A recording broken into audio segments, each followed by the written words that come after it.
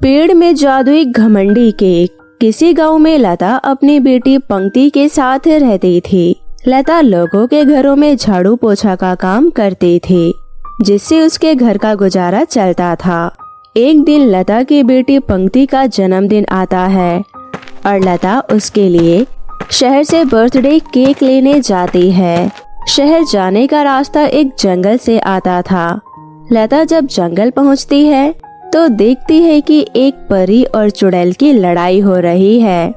लगता है ये चुड़ैल बहुत खतरनाक है, जिसने परी पर हमला किया है। मुझे परी को इस खतरनाक चुड़ैल से बचाना ही होगा। लता पीछे से चुड़ैल के सिर पर डंडे से हमला कर देती है और चुड़ैल जमीन पर गिर जाती है। पृथ्वी के कीड़े, तेरी इतनी हिम्मत कि तूने मुझ पर हमला किया, मैं तुझे नहीं छोड़ूंगी। ये कहकर उस चुड़ैल ने एक तलवार निकाला और उसने उस तलवार से लता को मार दिया। थोड़ी ही देर में लता खून से लथपथ हो गई और वो जमीन पर गिर गई। तभी वही परी वहां आई। उसने जब देखा कि वो चुड़ैल घायल होकर जमीन पर गिरी हुई है, तो परी ने उस पर अपने जादुई छड़ी से हमला किया और थोड़ी ही देर में वो चुड़ैल आग में जलकर राख हो गई। उसके बाद परी भागते हुए लता के पास गई। मैं आपको कुछ नहीं होने दूंगी, क्योंकि मेरी ही वजह से आपका ये हाल हुआ है। मैं आपको अभी ठीक कर दूंगी। इतना कहकर उसने अपना जादुई छड़ी घुमाया, लेकिन लता ठीक नहीं हुई, क्योंकि जिस तलवार से चुड़ैल ने उस पर हमला किया था वो बहुत शक्तिशाली था। ये देखकर उस परी के आंखों में आंसू आ गए और वो बोली, मेरा जादू कोई काम नहीं कर रहा है, अब मैं क्या करूं? आप प्लीज मुझे माफ कर दीजिए, मैं ठीक समय पर आकर आपको बचा नहीं पाई। आप ऐसा मत बोलिए, किसी दूसरे की मदद करना हर इंसान का फर्ज होता है। अगर मैं नहीं आती तो चुड़ैल आपको मार देती। आप मुझे वादा कीजिए कि आप मेरी बेटी पंक्ति का ख्याल रखेंगी। मैं आपसे वादा करती हूँ कि मैं आपकी बेटी का ध्यान जरूर रखूंगी और उसे कभी भी किसी चीज की परेशानी नहीं होने दूंगी। परी के इतना कहते ही लता की मौत हो जाती है। ये सब देखकर परी भी रोने लगती है। उसके बाद परी अपनी जादुई शक्तियों से लता के घर पहुंच जाती है। उस परी को देखकर पंक्ति हैरान हो जाती है। परी रोते हुए पंक्ति को सारी बात बताती है। परी की बात सुनकर पंक्ति रोने लग जाती है। मेरी वजह से ही तुम्हारी माँ के साथ ऐसा हुआ है, इसलिए आज से मैं तुम्हारी जिम्मेदारी लेती हूँ। अब से तुम्हारी सारी जरूरतें मैं ही पूरी करूँगी। इतना कहकर परी अपनी जादुई छड़ी घुमाती है और वहाँ एक छोटा सा पौधा आ जाता है। पौधा परी पंक्ति को दे देती है और बोलती है, मुझे परीलोक वापस जाना होगा, इसलिए मैं तुम्हें ये पौधा दे रही हूँ। ये पौधा तुम अपने घर के पास किसी जगह पर लगा देना।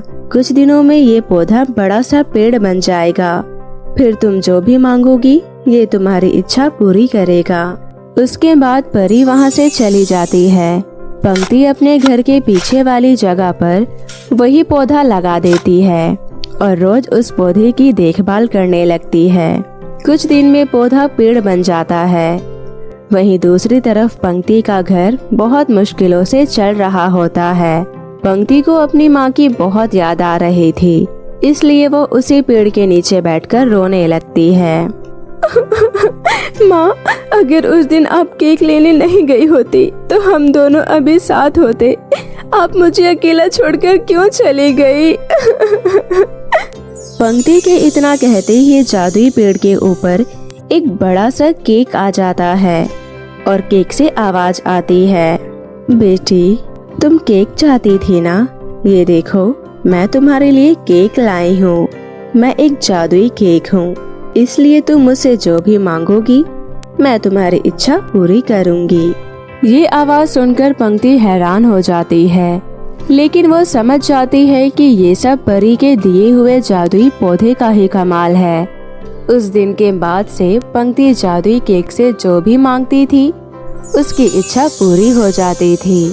ऐसे ही कुछ दिन बीत गए और पंक्ति अपनी जिंदगी में खुशी खुशी रह रही थी। एक दिन पंक्ति अपने मन में सोचती है, अब मेरे पास किसी चीज की कमी नहीं है, लेकिन इस गांव में बहुत से गरीब लोग हैं, इसलिए मैं उन्हें भी इस जादुई केक के बारे में बता देती हूँ, जिससे उन्हें भी कुछ मदद मिल सकेगी। इतना सोचकर पंक्ति गांव के सभी गरीब लोगों को जादुई केक के बारे में बता देती है। उस दिन के बाद से गांव के सभी लोग जादुई केक के पास मदद मांगने आ जाते हैं और केक गांव वालों की मदद भी करने लगता है। सभी गांव वाले केक की बहुत तारीफ करने लगे थे, जिसकी वजह से जादुई केक में बहुत घमंड आ जाता है। केक अपने मन में बोलती है, परी ने तो मुझे बोला था सिर्फ पंक्ति की ही मदद करने के लिए, लेकिन ये गांव वाले तो मेरे ही भरोसे रहने लगे हैं। पूरे दिन गांव वाले मेरे आसपास ही घूमते रहते हैं। अब से मैं ऐसा कुछ करूंगी जो कोई मेरे पास भी नहीं भटकेगा। उस दिन के बाद से कोई भी गांव वाला जादुई केक से मदद मांगने आता था तो वो लोगों से बदतमीजी करने लगती थी। कुछ दिनों बाद जादुई केक गांव वालों पर अत्याचार करने लगती है। जादुई केक कभी किसी के घर में आग लगा देती थी तो कभी किसी को गंजा कर देती थी। ये सब कुछ दिनों तक चलता रहता है। उस घमंडी केक की वजह से गांव वाले बहुत परेशान रहते हैं।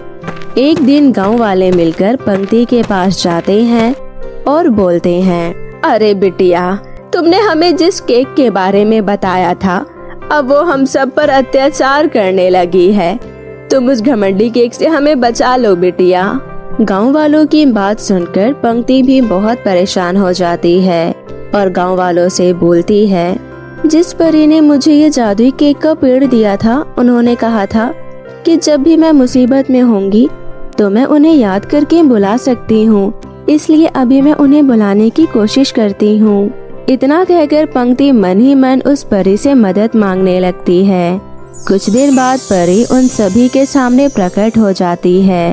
उसके बाद पंक्ति सारी बात परी को बताती है और परी कहती है, उस जादुई केक ने तुम लोगों के साथ जो भी किया है वो बहुत गलत किया है। अभी मैं जाकर उसका घमंड चूर करती हूँ।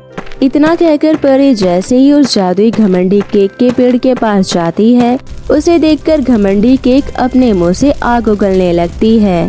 तभी परी अपना जादुई छड़ी घुमाती है और घमंडी केक वहां से गायब हो जाती है। ये सब देखकर गांव वाले बहुत खुश हो जाते हैं।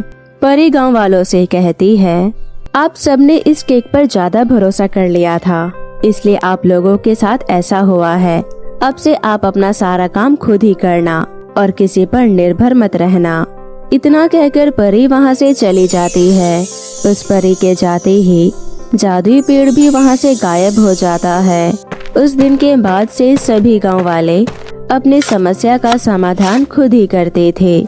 इसी तरह सब खुशी खुशी अच्छे से चलने लगता है।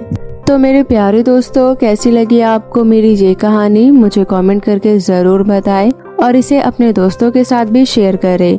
और हाँ दोस्तों, अगर आपने अब तक मेरे चैनल को सब्सक्राइब नहीं किया है तो जल्दी से नीचे लाल बटन दबाकर अभी कर ले। तो मिलती हूँ आपसे फिर किसी नई कहानी के साथ। तब तक के लिए आप अपना ध्यान रखें। बाय बाय दोस्तों।